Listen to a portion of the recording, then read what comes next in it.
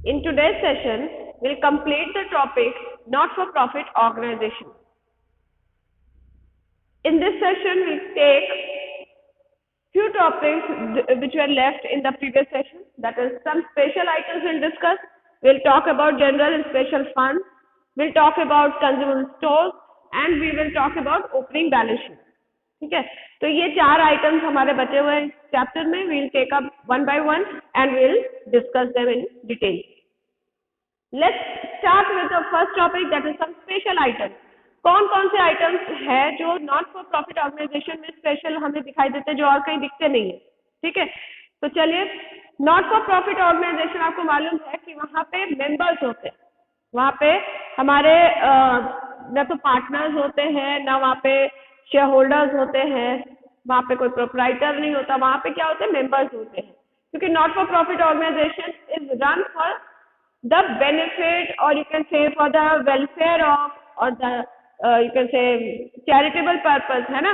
Welfare किसके, public के भी वेलफेयर के लिए हो सकता है, मेंबर्स के वेलफेयर के लिए भी हो सकता है. ठीक है, so accordingly as the organization is different, it is not run for with the profit motive, so it has some different items which you will come across in the chapter which you will not come across in other chapters. ठीक है, जो profit वाले organisation होते हैं वहां पे ये सब चीजें आपको जनरली नहीं दिखेंगी.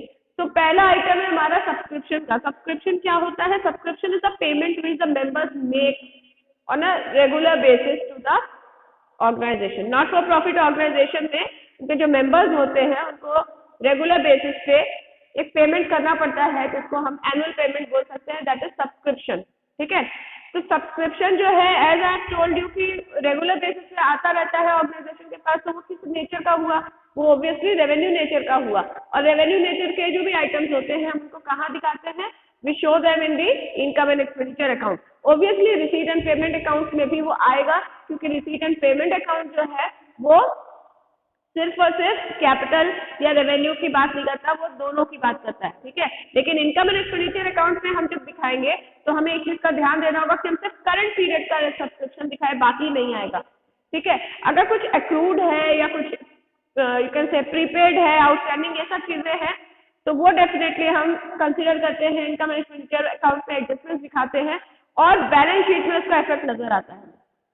ठीक है, तो सब्सक्रिप्शन का इफेक्ट जो है आपको तीनों जगह दिखेगा. जितना भी सब्सक्रिप्शन आपको मिला है मेंबर्स से, चाहे past year, current year, future year, सब रिसीट एंड पेमेंट अकाउंट में जाएगा. लेकिन इनकम एंड एक्सपेंडिचर अकाउंट में सिर्फ करंट पीरियड से रिलेटेड आएगा. कुछ आउटस्टैंडिंग है, प्रीपेड है, ये सब चीजें जो है वो बैलेंस शीट की आइटम्स है और वहां पे दिखाई देगी. ठीक है, उसके बाद आता है life membership fee. Life membership fee, life member जो है सारे लोग नहीं बनते. कुछ मेंबर्स हैं जो लाइफ मेंबरशिप के लिए ऑप्ट करते हैं. तो जो लोग लाइफ मेंबर बनना चाहते हैं सिर्फ वो लोग ही लाइफ मेंबरशिप फी देते हैं, बाकी लोगों को नहीं देने की जरूरत है. तो आप बोल सकते हैं कि ये नॉन रिकरिंग नेचर का आइटम है ना. जिंदगी में एक ही बार देगा एक मेंबर लाइफ मेंबर बनने के लिए, और वो भी सारे मेंबर्स नहीं देंगे, सिर्फ जिनको बनना है वही देंगे. तो ये नॉन रिकरिंग नेचर है, इसका मतलब कैपिटल नेचर है. तो रिसीट एंड पेमेंट अकाउंट में तो ऑब्वियसली ये जाएगा, है ना. लेकिन इनकम एंड एक्सपेंडिचर अकाउंट में ये बिल्कुल नहीं जाएगा, क्योंकि ये रेवेन्यू नेचर नहीं है, कैपिटल नेचर का आइटम है. तो हम इसको कैपिटलाइज करते हैं, यानी कैपिटल फंड में ऐड करते हैं बैलेंस शीट के अंदर. ठीक है, फिर आता है हमारा एंडाउमेंट फंड. एंडाउमेंट मतलब किसी तरह का ना कोई गिफ्ट है या कुछ आपने ऑर्गेनाइजेशन, आपके ऑर्गेनाइजेशन ने रिसीव किया है अगर, है ना, किसी पर्सन से या कहीं से भी, और वो एक फंड है जिससे रिलेटेड इनकम जो है वो टाइमली बेसिस पे ऑर्गेनाइजेशन को मिलती रहेगी. तो ऑब्वियसली जब बात ही फंड की हो रही है तो ये कोई रेवेन्यू आइटम तो है नहीं, ये कैपिटल नेचर का आइटम है, इसलिए लायबिलिटी साइड में अलग से दिखाई देता है. Obviously receipt and payment account में तो दिखेगा ही, है ना, क्योंकि रिसीट एंड पेमेंट अकाउंट जो है वो सब कुछ दिखाता है, चाहे रेवेन्यू हो चाहे कैपिटल. लेकिन इनकम एंड एक्सपेंडिचर अकाउंट में ये नहीं आता. उसके बाद आती है बात एंट्रेंस फी की. एंट्रेंस फी जो है ये dispute, you can say disputable topic है या डिस्प्यूटेड है ये. क्यों? क्योंकि यहाँ पे अलग अलग व्यूज है लोगों का. सबसे पहले एंट्रेंस फी होती क्या है? एडमिशन फी, है ना. जब भी आप या जो भी पर्सन मेंबर बनेगा उसको देना पड़ेगा. कितनी बार? सिर्फ एक बार, क्योंकि वन टाइम पेमेंट है, एंट्रेंस के टाइम में देना है सिर्फ, है ना, एडमिशन के लिए देना है। जब भी कोई मेंबर, नया मेंबर बनेगा, उसको एंट्रेंस फी देना होगा। तो कुछ लोगों का व्यूज ये है कि मेंबर्स तो एक ही बार ले रहे लाइफ में, so it should be a capital item, it should be treated as a capital item। लेकिन कुछ लोगों का ये व्यूज है कि मेंबर्स तो एक ही बार दे रहे हैं, लेकिन सारे मेंबर्स को देना पड़ रहा है ना यहाँ पे, है ना। और इस कारण से ये जो आइटम है ये ऑर्गेनाइजेशन के लिए क्या बन गया है? रिकरिंग नेचर का बन गया है। ऑर्गेनाइजेशन को तो मिलता ही रहेगा। अगर कुछ मेंबर्स देते हैं, जैसे कि लाइफ मेंबरशिप फी है वो कुछ मेंबर्स ही देते हैं, तो ये नॉन रेकरिंग नेचर का होता है। लेकिन सारे मेंबर्स को देना ही है एडमिशन फी, तो ये क्या हो गया? रेकरिंग नेचर का आइटम हो गया। तो अब सीबीएसई का व्यू ये है कि अगर सब में आपको इंस्ट्रक्शन दिया गया किसको रेवेन्यू ट्रीट करिए या कैपिटल ट्रीट करिए, तो आप वैसे ट्रीट करेंगे। अगर आपको कैपिटल बोल दिया गया है सब में कि treated as a capital item, तो आप इसको कैपिटल रिसीट मान लेंगे, है ना। तो आप इसको रिसीट एंड पेमेंट अकाउंट में दिखाएंगे, लेकिन इनकम एंड एक्सपेंडिचर अकाउंट में नहीं दिखाएंगे।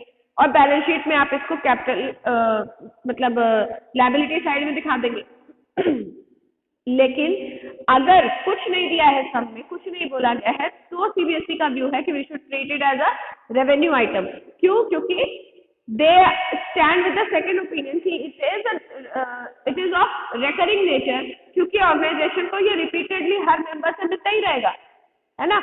मतलब एक मेंबर एक ही बार देगा, लेकिन जितने भी मेंबर्स आएंगे सबको देना है, तो ऑर्गेनाइजेशन को time to time entrance fee मिलती रहेगी। For it is a recurring item of receipt, है ना। तो इसीलिए हम इसको रेवेन्यू आइटम मानेंगे जनरली। Okay, excuse me. तो एंट्रेंस फी जो है वो हमारा रिकरिंग नेचर का आइटम है, इसलिए रेवेन्यू आइटम की तरह जनरली ट्रीट होगा। स्पेसिफिक इंस्ट्रक्शन अगर दिया गया है कि कैपिटल बनाना है तो कैपिटल मानना है, तब हम कैपिटल नेचर का मानेंगे। तो फिर ट्रीटमेंट क्या होगा इसका जनरली? अगर रेवेन्यू आइटम मान रहे हैं तो रिसीट एंड पेमेंट अकाउंट में भी दिखाएंगे, और साथ में हम इसको इनकम एंड एक्सपेंडिचर अकाउंट में भी दिखाएंगे, ठीक है। दूसरा, डोनेशन जो है, डोनेशन मतलब आपको कहीं से कुछ चंदा मिला है, कुछ पैसा मिला है। अब डोनेशन दो तरीके का होता है, या तो जनरल या स्पेसिफिक। अगर जनरल डोनेशन मिला है मतलब उसके साथ कोई कंडीशन अटैच नहीं है, बस आपको पैसा दे दिया गया, आपका ऑर्गेनाइजेशन उसको कैसे भी यूज कर सकता है, तो वो रेवेन्यू नेचर का आइटम माना जाता है। उसको हम रिसीट एंड पेमेंट अकाउंट में भी दिखाएंगे, इनकम एंड एक्सपेंडिचर अकाउंट में भी दिखाएंगे, ठीक है। लेकिन अगर वो स्पेशल डोनेशन है, मतलब जिसके साथ कोई कंडीशन अटैच है कि donation for land, donation for machinery, this that, है ना, कोई कंडीशनल के साथ में वो डोनेशन अगर दिया गया, स्पेसिफिक डोनेशन है, तो हम उसको कैपिटल नेचर का आइटम मानेंगे, और इनकम एंड एक्सपेंडिचर अकाउंट में फिर हम उसको नहीं दिखाएंगे। Will not show specific donation in the income and expenditure account, we'll show it only in the receipt and payment account, and then we will show it as a separate item in the balance sheet on the liability side, ठीक है। तो balance sheet की liability side में वो separately दिखाई देगा और receipt and payment account में दिखाएगा, लेकिन इनकम एंड एक्सपेंडिचर अकाउंट में हम उसको नहीं दिखाएंगे अगर वो स्पेसिफिक डोनेशन है। लेकिन अगर वो जनरल डोनेशन है तो तब हम उसको receipt and payment account as well as income and expenditure account दोनों जगह दिखाएंगे, ठीक है। लेगेसी क्या होता है? What is legacy? लेगेसी मतलब किसी की विल के थ्रू किसी ने कोई आपको दिया है, कोई ऑर्गेनाइजेशन को कुछ अपनी विल में उसने किसी पर्सन ने कोई सामान दे दिया, या कुछ लैंड दे दिया, कुछ मनी दे दिया, कुछ भी दे दिया, तो वो लेगेसी होता है, ठीक है। तो लेगेसी भी ऑब्वियसली बहुत ही रेयर चीज है, हर कोई नहीं देता, हर समय नहीं मिलती, बहुत नॉन रेकरिंग नेचर का आइटम है, ठीक है। तो कैपिटल नेचर है ऑब्वियसली, तो कहाँ दिखाएंगे इसको? रिसीट एंड पेमेंट अकाउंट में और बैलेंस शीट की लायबिलिटी साइड में। हम इसको बिल्कुल भी इनकम एंड एक्सपेंडिचर अकाउंट में नहीं दिखाएंगे। उसके बाद आ जाता है sale of old newspaper, sale of old asset. Asset obviously capital nature का आइटम है, उसका परचेज भी कैपिटल है, उसका सेल भी कैपिटल, ठीक है। तो इसको हम क्या करेंगे? रिसीट एंड पेमेंट अकाउंट में दिखाएंगे, इनकम एंड एक्सपेंडिचर अकाउंट में बिल्कुल नहीं दिखाएंगे। और हाँ, हमारी जो बैलेंस शीट रहेगी वहां पे एसेट जो है डिक्रीज हो जाएगा क्योंकि हमने सेल किया है। लेकिन अगर ओल्ड न्यूज़पेपर है ना, ओल्ड न्यूज़पेपर है तो वो क्या है?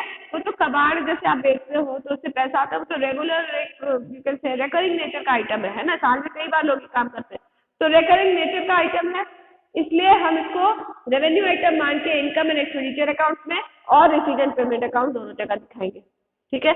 तो this one is revenue item, this one is capital item. Lastly honorarium है। ऑनोरेरियम एक तरह का पेमेंट होता है जो चैरिटेबल ऑर्गेनाइजेशन या नॉट फॉर प्रॉफिट ऑर्गेनाइजेशन देते हैं, किसको, अपने सेक्रेटरी वगैरह को, ठीक है।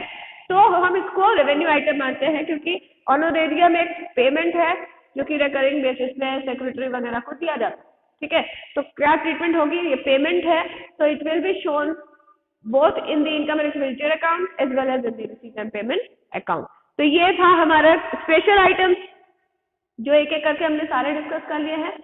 एक बार फिर से रिकैपिटुलेट कर लेते हैं। सब्सक्रिप्शंस जो है रेवेन्यू आइटम्स है, income and expenditure account, balance sheet, receipt and payment account, सब जगह इसका इफेक्ट दिखेगा। बैलेंस शीट में ये पूरा का पूरा नहीं जाता, सिर्फ इसका जो एक्रूड पोर्शन है या इसका जो मतलब आउटस्टैंडिंग और प्रीपेड वगैरह वो सब जाता है, और रिसीट एंड पेमेंट अकाउंट में ये पूरा कंप्लीट जाता है। इनकम एंड एक्सपेंडिचर अकाउंट में सिर्फ करंट पीरियड का जाता है with adjustment. Life membership fee पूरी तरह से रिसीट एंड पेमेंट अकाउंट में दिखाई देती है और बैलेंस शीट में कैपिटल फंड में ऐड होती है लायबिलिटी साइड में, इनकम एंड एक्सपेंडिचर अकाउंट में नहीं। एंडाउमेंट फंड जो है receipt and payment account as well as in the balance sheet liability side, not in income and expenditure account. Entrance fee can be either मतलब if nothing is given in the sum, we treat it as a revenue item, then we show it in the receipt and payment account as well as in the income and expenditure account, okay. But if it is instructed in the sum to treat it as a capital item, then we will show it in the receipt and payment account and in the balance sheet on the liability side, then we will not show it in the income and expenditure account. Donation जो है, if it is general donation, we treat it as a revenue item, we show it in the income and expenditure as well as receipt and payment account. But if it is a special donation, specific donation, in that case we show it as a capital item only in receipt and payment account and in the balance sheet on the liability side. We don't show it in income and expenditure account. Okay. Legacy is a capital item shown in the capital balance sheet, liability side and receipt and payment account, not in income and expenditure account. Sale of old newspaper is a revenue item shown in income and expenditure account as well as receipt and payment account. Sale of old assets is a capital item shown in the receipt and payment account only, and in the balance sheet your asset will be reduced. Honorarium is a regular recurring payment made to secretaries. It is a revenue item of payment, so it is shown in the income and expenditure account as well as in the receipt and payment account. ठीक है, तो ये था हमारा special items का discussion. Now will move on to the second topic, that is general and special fund. To learn the second topic, general and special fund, we'll take up an illustration from the book so that you know how to solve the sum. क्योंकि यहाँ से बहुत सारे sums आते हैं. अब general and special fund क्या होते हैं, आपको पता ही है कि जो नॉट फॉर प्रॉफिट ऑर्गेनाइजेशन होता है उसकी कैपिटल जो होती है ना, वो मतलब एसेट माइनस लायबिलिटी करके जो आता है दैट इज कैपिटल फंड, हम उसको कैपिटल फंड का नाम देते हैं. उसके अलावा जो फंड्स होते हैं उनको जनरल एंड स्पेशल फंड का नाम दिया जाता है. अब जब जनरल एंड स्पेशल फंड की बात आती है तो let's take up an illustration to understand the topic. Different types of organisation होते हैं, कोई स्पोर्ट्स से रिलेटेड है, कोई हॉस्पिटल मेडिकल फैसिलिटी से रिलेटेड है ना.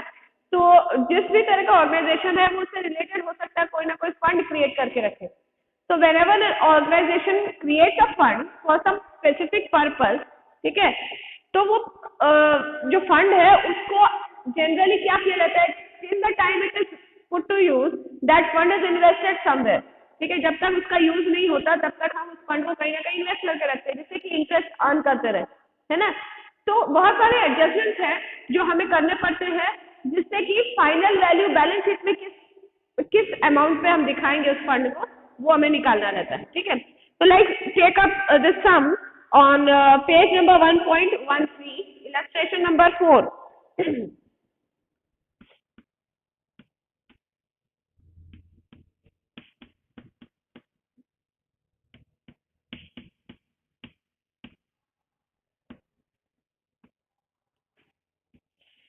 Okay, so D K Goyal book में आपका पहला इलस्ट्रेशन है, इलस्ट्रेशन 4 1.13 पेज पे। Okay, so let's see that.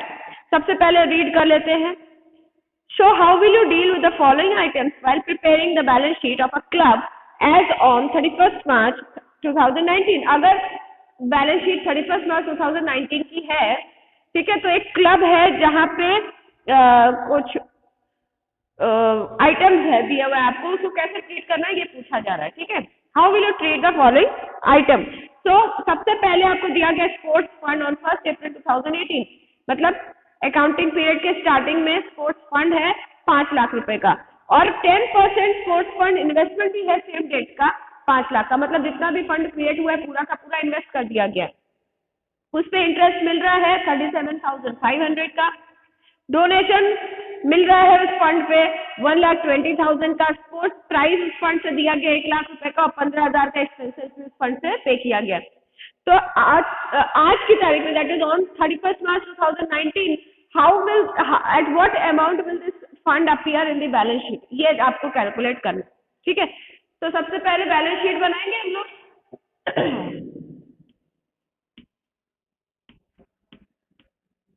I am drawing it here only.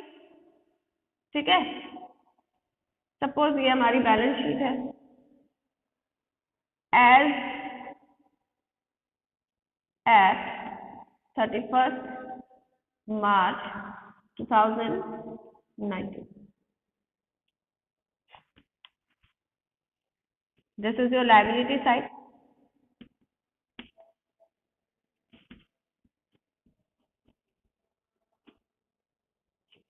And this is your asset side.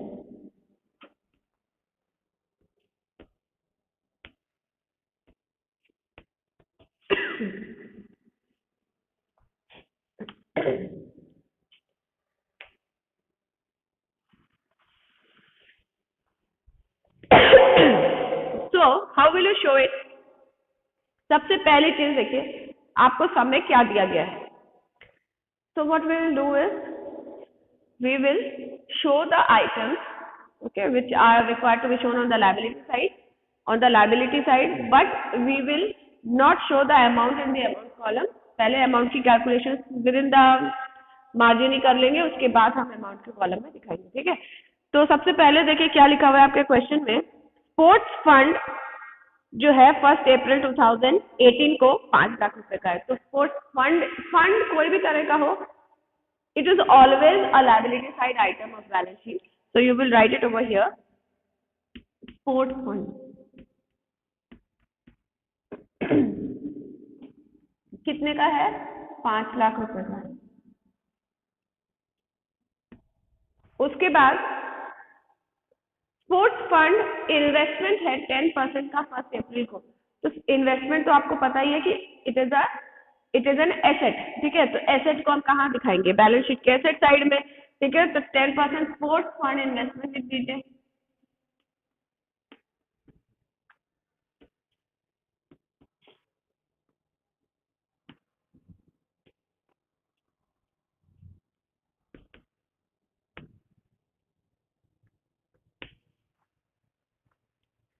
Next, interest received on sports fund investment 37,500। यहाँ पे आपको ध्यान देना होगा, जब भी इंटरेस्ट की बात आती है तो ऑलवेज सी की रेट ऑफ इंटरेस्ट क्या है। रेट ऑफ इंटरेस्ट आपको बोला जा रहा है 10% का है। इन्वेस्ट कब किया गया है ये भी देखना जरूरी है। आपने 1 अप्रैल को ही इन्वेस्ट कर दिया था, तो 1 अप्रैल से 31 मार्च मतलब full year it was invested, तो आपको इंटरेस्ट तो पूरे साल का मिलना चाहिए, और उसके हिसाब से तो 10% ऑफ 5 लाख बनता है, दैट इज 50,000। तो 50,000 का इंटरेस्ट आपको मिलना चाहिए था। मिला कितना है? सिर्फ 37,500। इसका मतलब है कि 12,500 का, मैंने 12,500 का जो इंटरेस्ट है वो आपको एक्रू हो गया है, मिला नहीं। एक्सक्यूज मी, जब भी एक्रूड इनकम होती है तो हम उसको एसेट साइड में दिखाते हैं। तो 12,500 का जो एक्रूड इंटरेस्ट है वो हम यहाँ दिखा देंगे।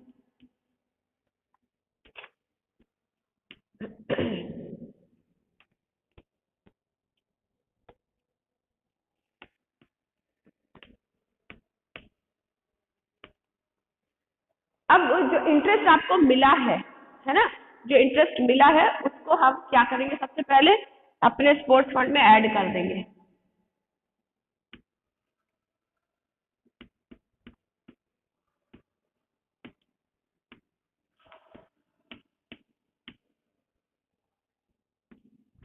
Along with that, जो इंटरेस्ट एक्रू हो गया है वो भी तो स्पोर्ट्स फंड का हिस्सा ही है ना, क्योंकि sports fund will increase with that amount, तो वो भी हम ऐड करेंगे।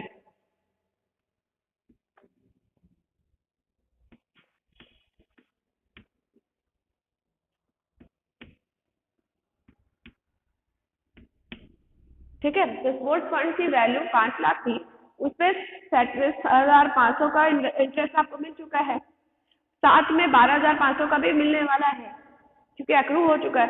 तो इससे पूरे की पूरी स्पोर्ट्स फंड की वैल्यू 50,000 से बढ़ गई। ठीक है, next they are saying donation for sports fund 1,20,000, 1,20,000 का आपको इस स्पोर्ट्स फंड पे डोनेशन भी मिला है, तो उससे भी स्पोर्ट्स फंड इंक्रीज हुआ है। सो एंड डोनेशन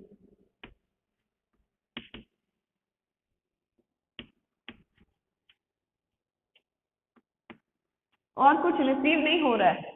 ठीक है, तो हम टोटल कर लेंगे, कितना आ रहा है, 5 लाख प्लस 1,20,000 यानी 6,20,000 प्लस 50,000 यानी 6,70,000।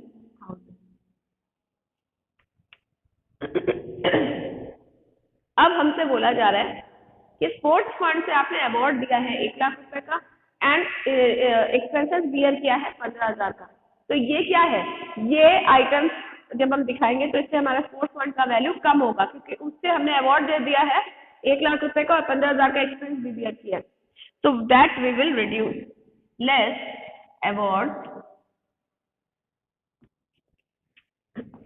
1 lakh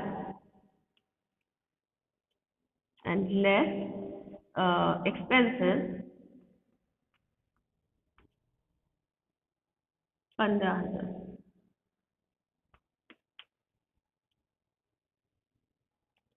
तो ये जो है अब हम finally figure will go in the amount column outside.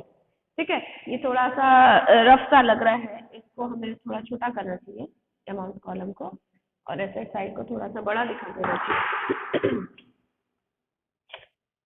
Presentation सही नहीं लग रहा था ना, तो इसको भी थोड़ा हम अच्छे से लिख सकते हैं, sports fund investment and account interest.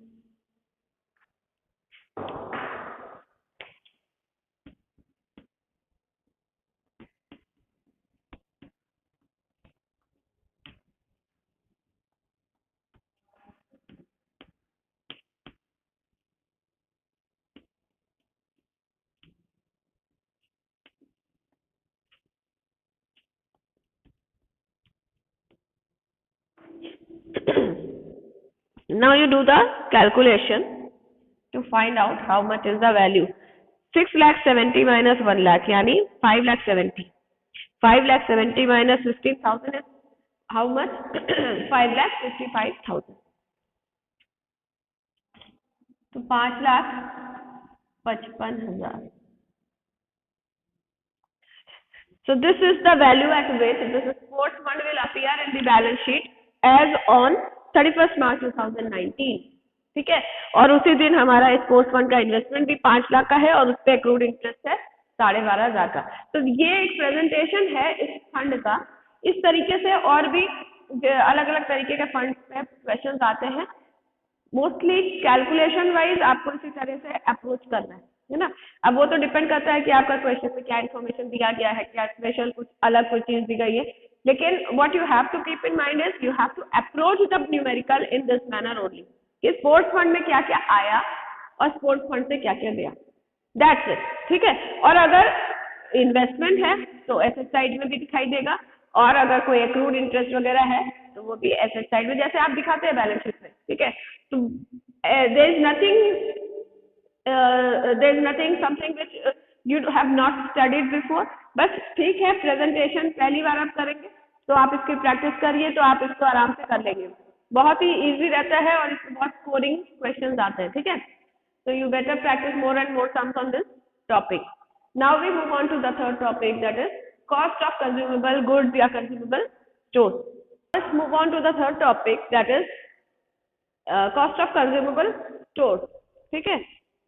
Cost of consumable stores का मतलब ये होता है कि अगर आपको सम में ना कभी कभी क्वेश्चंस में आपको किसी चीज का ओपनिंग स्टॉक, क्लोजिंग स्टॉक ये सब दिया रहेगा, परचेज का वैल्यू, क्रेडिटर्स का वैल्यूज दिया रहेगा, ओपनिंग क्लोजिंग, तो इससे आपको निकालना रहता है कि आपने पूरे साल भर में कितना परचेज किया है ना, और कितना कंज्यूम किया है उस चीज को। सपोज करिए स्टेशनरी का दिया हुआ है तो स्टेशनरी का आपको कैलकुलेट करना होगा, मेडिसिन का, स्टोर्स का दिया हुआ है, स्पोर्ट्स मटेरियल का दिया हुआ है, कुछ भी दिया जा सकता है सब में, ठीक है। तो बहुत बेसिक चीज है, बहुत सिंपल है। एज यू ऑलरेडी नो कि ट्रेडिंग अकाउंट में हम क्या दिखाते हैं, opening stock at purchase less closing stock, ये क्या आता है, कॉस्ट ऑफ गुड्स कंज्यूम, है ना, कितना आपने स्टॉक कंज्यूम किया है। तो वही चीज हम यहाँ भी कैलकुलेट करते हैं हमारे नॉट फॉर प्रॉफिट ऑर्गेनाइजेशन में, क्योंकि आपको पता है कि not for profit organisation trading basis पे नहीं चलता, मतलब यहाँ पे प्रॉफिट या लॉस नहीं निकाला जाता है, लेकिन कुछ चीजों का हो सकता है ट्रेड ये करे, कुछ चीजों को ये कंज्यूम करे, है ना, just for the purpose of their मतलब ऑब्जेक्टिव जो उनका है, उस ऑब्जेक्टिव को फुलफिल करने के लिए जहां से भी फंड्स की जरूरत पड़ती है उसको ये लोग यूज करते हैं, लेकिन मोटिव इनका वही रहेगा, नॉट फॉर प्रॉफिट, ठीक है। तो एक सम लेते हैं जिससे हम समझ पाए कि कर रहे क्या रहे। सपोज करिए there is a sum on page number 1.36 excuse me, illustration number 21 and page number is 1.36 in BK Gold.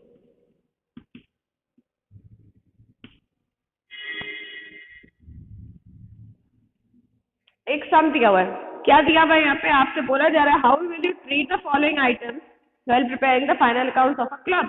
Club का फाइनल अकाउंट बनाते समय कुछ आइटम्स दिया है, उनको कैसे ट्रीट करेंगे।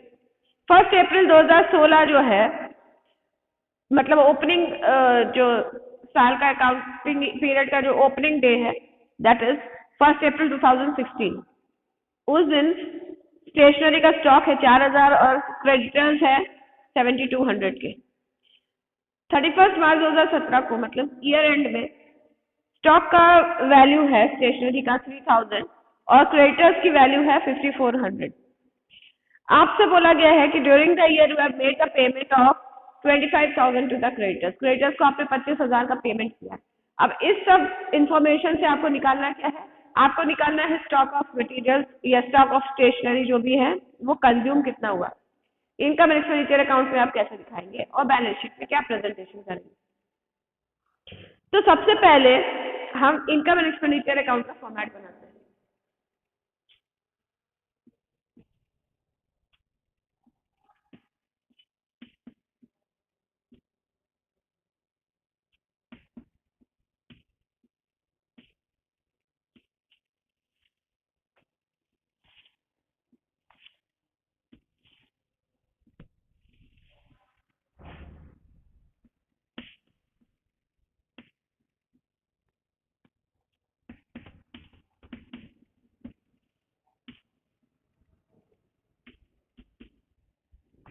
बैलेंस शीट बाद में बन जाएगी। अब देखिए इनकम एंड एक्सपेंडिचर अकाउंट में हम सबसे पहले रेवेन्यू एक्सपेंडिचर और रेवेन्यू इनकम दिखा देते हैं, है ना। तो आपको बोला जा रहा है कि आपने इस साल पेमेंट किया है स्टेशनरी के लिए 25,000 रुपए, है ना। लेकिन इस साल जो 25,000 पे हुआ है, क्या वो पूरा साल से रिलेटेड है? नहीं, इसमें कुछ और एडजस्टमेंट करना है, तो हम वो इनकम एंड एक्सपेंडिचर अकाउंट में करेंगे। तो आप क्या लिखेंगे, टू स्टेशनरी, टू स्टेशनरी कितना स्टेशनरी कंज्यूम्ड, ओके, कितना है। सबसे पहले पेमेंट मेड फॉर स्टेशनरी 25,000, तो टू स्टेशनरी कंज्यूम हमें निकालना है कि हमने कितना कंज्यूम किया है। ये निकालने के लिए आपको सबसे पहले इस साल का पेमेंट मेड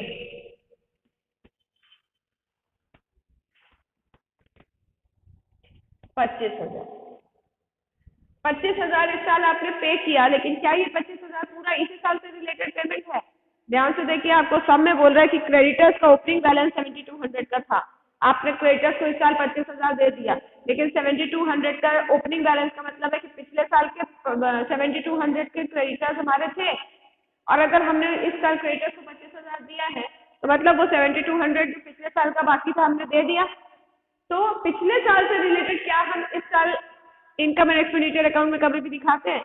नहीं। तो ये जो 25,000 है इसमें मतलब 7200 इंक्लूडेड है पिछले साल का जो हमने पे किया है, तो इसीलिए उसको माइनस करके हम हटा देंगे। तो लेस ओपनिंग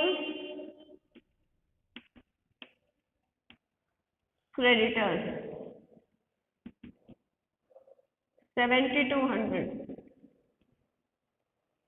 ठीक है। उसके बाद आपको बोला जा रहा है कि क्लोजिंग क्रेडिटर है 5400 की। अच्छा, ये आता कितना है? 17,800। अब हमको बोला जा रहा है कि ये जो है ये इस साल का हमने क्या किया है? What is this? This is the payment made for this year. इस साल के लिए पेमेंट मेड, ठीक है।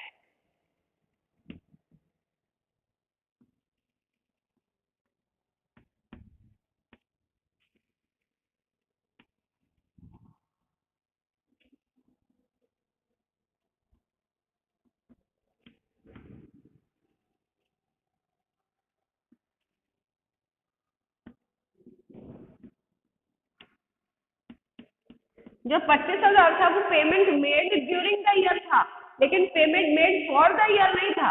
Payment made for the year ये है, ठीक है। लेकिन अभी हमें बोला जा रहा है कि इस साल के अंत में अभी भी क्रेडिटर्स बचे हुए कितने के? 5400 के। मतलब उनसे हमने सामान जरूर खरीदा होगा इस साल, लेकिन उनको पेमेंट नहीं किया है। तो अगर हमें परचेज की वैल्यू चाहिए तो हमें वो भी ऐड करना होगा, तभी तो समझ में आएगा।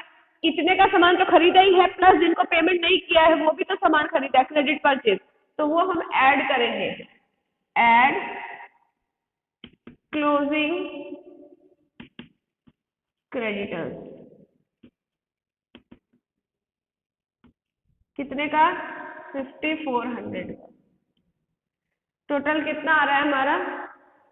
It is coming to 23,200। अब ये 23,200 का मतलब होता है कि you have made purchase for this amount. This is the actual purchase, ठीक है। This is the purchase made. अब आपको बोला जा रहा है कि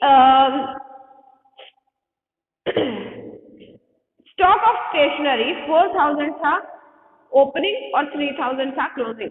हमें निकालना क्या है? We have to calculate stationery कितना कंज्यूम हुआ है। तो परचेज की वैल्यू हमें अब मिल गई है, पहले नहीं मिली थी, ये हमने निकाली है। अब हम इसमें क्या करेंगे? Add opening stock of stationery less closing stock of stationery to get the stationery consume. तो आप कर दीजिए add opening stock of stationery. ये कितना दिया हुआ है? आई थिंक इट इज 4,000, है ना। And less closing stock.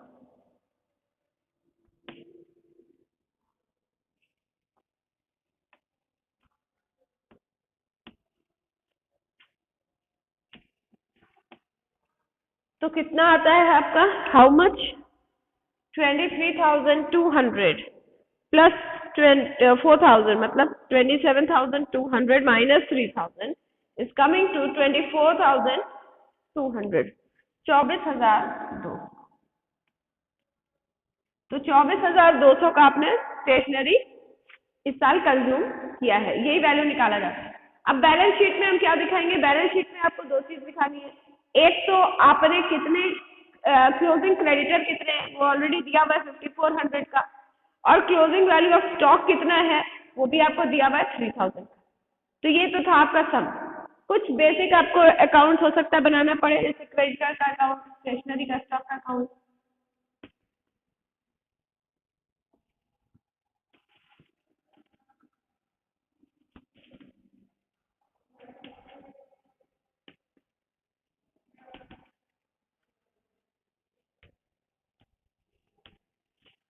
Opening stock of creditor आपको दिया हुआ है, वाई बैलेंस, जीडी का दीजिए उसको। 7200।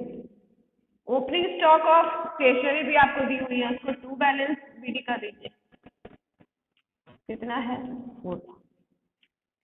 इसका क्लोजिंग स्टॉक आपको दिया हुआ है, उसको टू बैलेंस बीडी कर दीजिए 5400 का। और इसका आपको क्लोजिंग स्टॉक दिया हुआ है बाई बैलेंस सीडी कर दीजिए 3000। अब जब आप क्रेडिटर्स को पेमेंट करते हैं, when you make the payment to creditors, आप एंट्री क्या पास करते हैं, क्रेडिटर्स को डेबिट करके हटाते हैं और बैंक को क्रेडिट करते हैं, ठीक है। तो क्रेडिटर्स अकाउंट डेबिट हो जाता है, बैंक अकाउंट क्रेडिट हो जाता है। So you are making the payment this year how much? 25,000। तो क्रेडिटर्स जो है डेबिट हो गए 25,000 से और बैंक क्रेडिट हो गया है। यहाँ पे हम दिखाएंगे टू बैंक 25,000, ठीक है। तो 25,000 का पेमेंट हो गया। जो बैलेंसिंग फिगर है वो क्या है, वो परचेज है, कितने का आ रहा है, by stock of stationery account 23,200।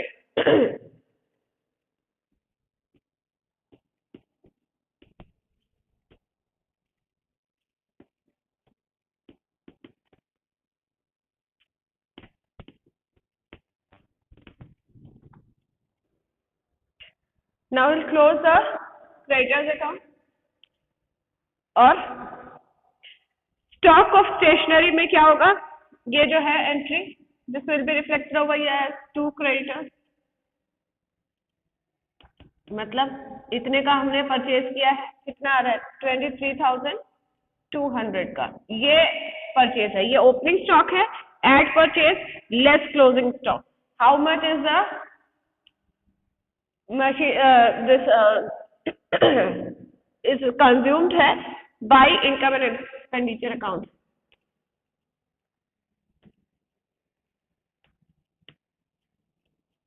कितना 24,000 टोटल वगैरह आप लोग देख लीजिए, ठीक है।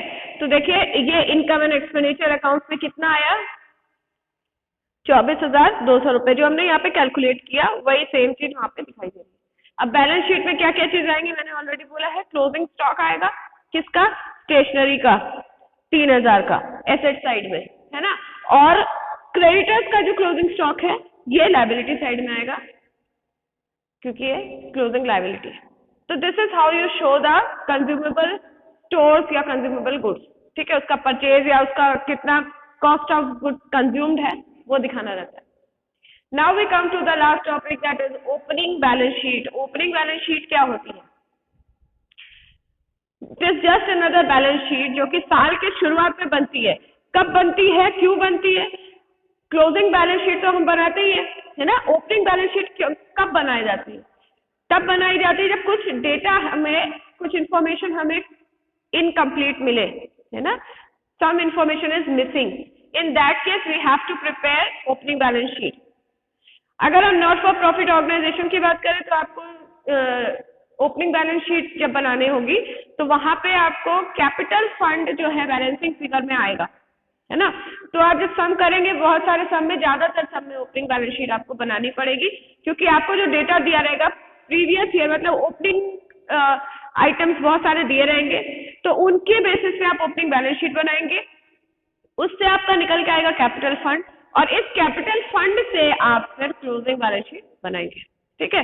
तो कुछ नई बात नहीं है, बहुत सारे सम्स हैं जो आप सॉल्व करेंगे तो वहां पे आपको ओपनिंग बैलेंस शीट मिल जाएगी। Nothing new, it is simply a balance sheet जो कि आप नॉर्मली बनाते हैं, बस ओपनिंग आइटम्स जो है वो हम ओपनिंग बैलेंस शीट में दिखाते हैं, जो क्लोजिंग वैल्यूज होती हैं वो क्लोजिंग बैलेंस शीट में दिखाते हैं। तो मतलब ओपनिंग बैलेंस शीट बनती कब है, ये 1 अप्रैल को बन जाएगी साल के शुरुआत में, और क्लोजिंग बैलेंस शीट जो बनती है वो 31 मार्च को बनती है, ठीक है। So with this we have completed the topic of not for profit organisation. Go through the chapter, solve the numericals as many as you can of different varieties.